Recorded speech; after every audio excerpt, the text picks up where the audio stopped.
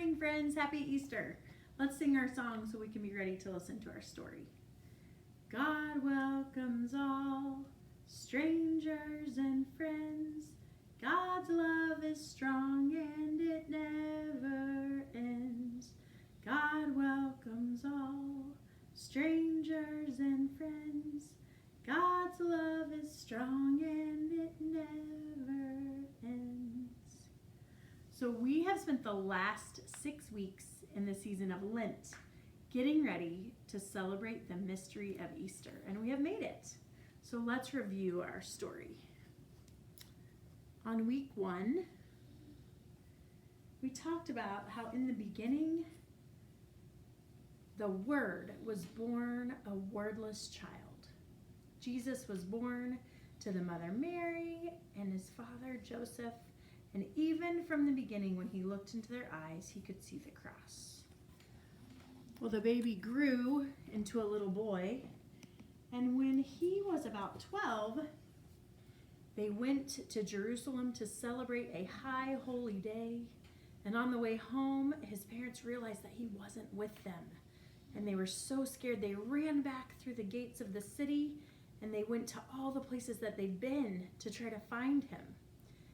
And they finally found him in the temple where he was talking to the priests and the rabbis, and he was listening to them because he wanted to know more.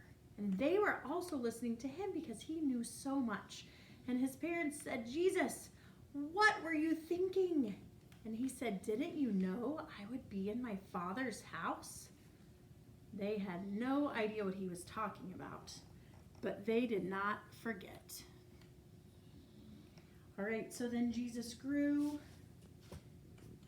and he went, whenever he was a man, he went to the river Jordan where his cousin John was baptizing people. John was a wild man, and Jesus, he waded into that water, and he looked into the eyes of his cousin, and he said, "Baptize me."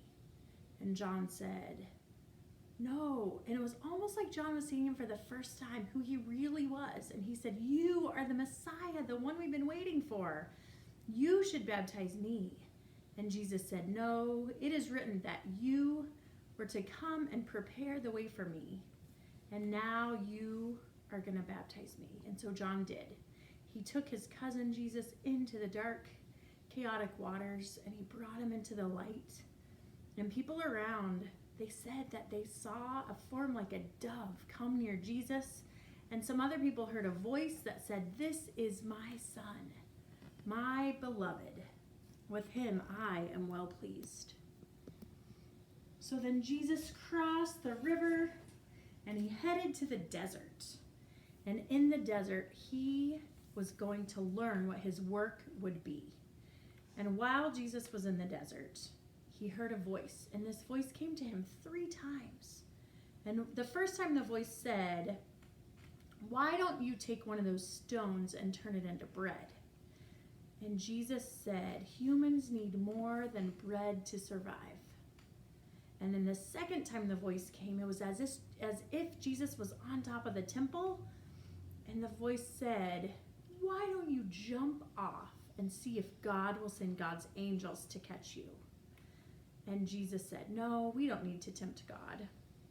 And the third time this voice came, it was as if Jesus could see all the kingdoms of the world. And the voice said, "If you follow me, I will make you king of all these kingdoms." And Jesus said, "I am to be king, but not that kind of king." And the voice went away, and Jesus left the desert and headed back to do his work. But what was Jesus' work? Jesus' work was to come close to people, especially people that others did not want to come close to. Jesus came so close to this blind man that he touched his eyes, and the blind man could see. When Jesus came close to people, they could see things they'd never seen. They could do things that they had never done. They became well. Jesus also taught by using parables. And Jesus knew that the time had come for he himself to become a parable.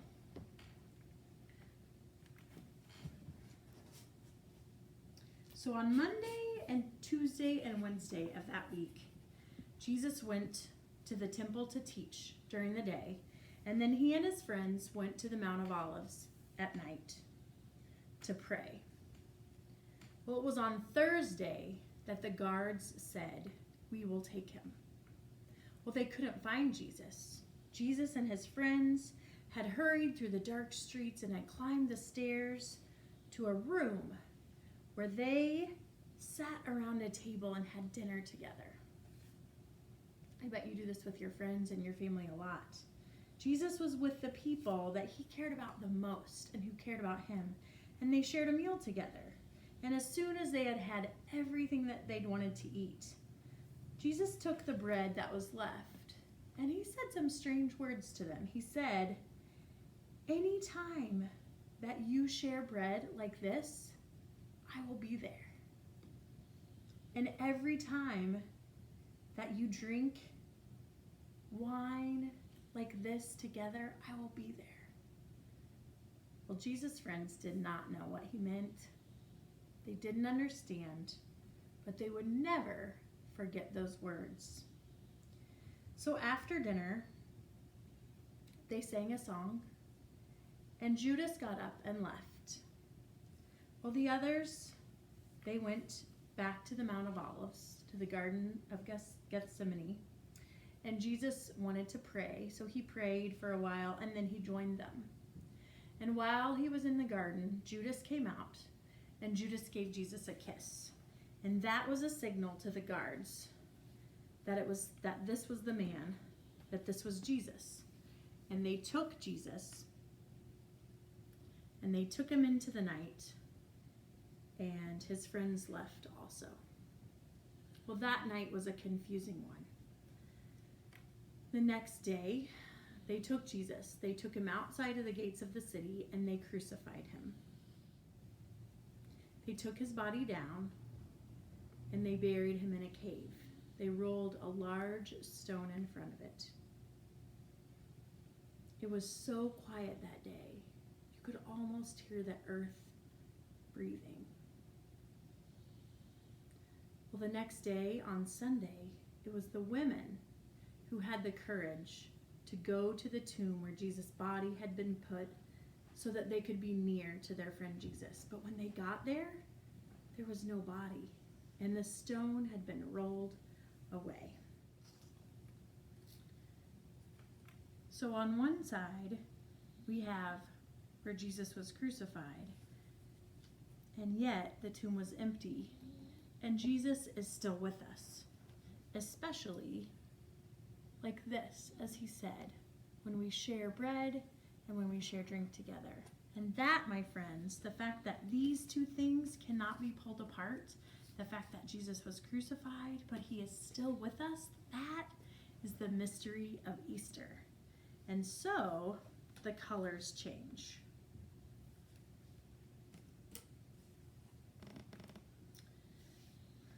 But something's not right. The way these are lined up, there's a beginning and there's an end. And we know that there isn't an end to this story. So let's see if we can rearrange these a little bit.